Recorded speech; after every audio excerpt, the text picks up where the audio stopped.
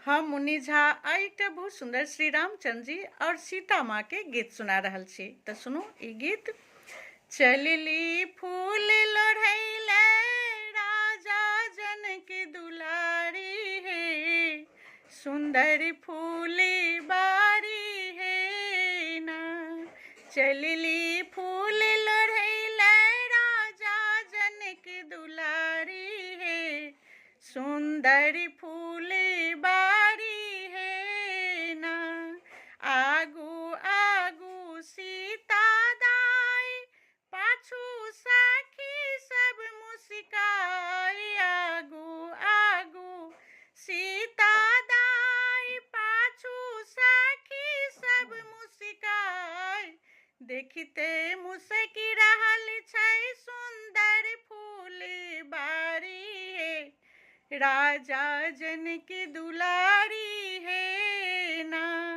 देखते मुस्की रहल छै सुंदर फूली बारी है, राजा जनक दुलारी है ना। सीता फूली लोढ़ै बेली, सखी सब लोढ़ै छथि चमेली। सीता फूल लोढ़ै छथि बेली, सखी सब लोढ़ै फूल चमेली।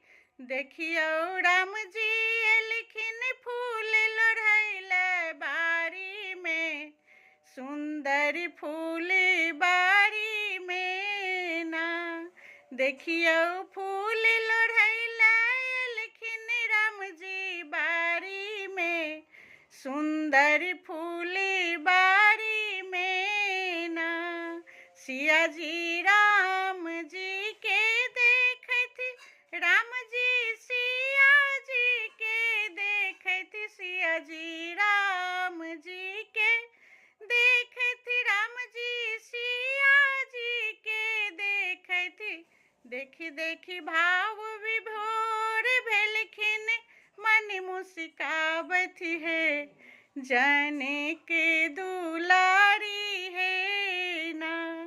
देखी देखी भाव विभोर भेलखिन, जनक दुलारी है, मन मुस्कावत है ना।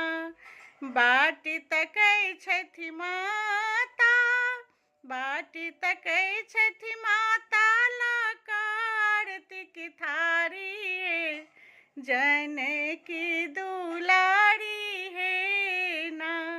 सीता फूल लोढ़ैले चलली फूली बारी है, जनक दुलारी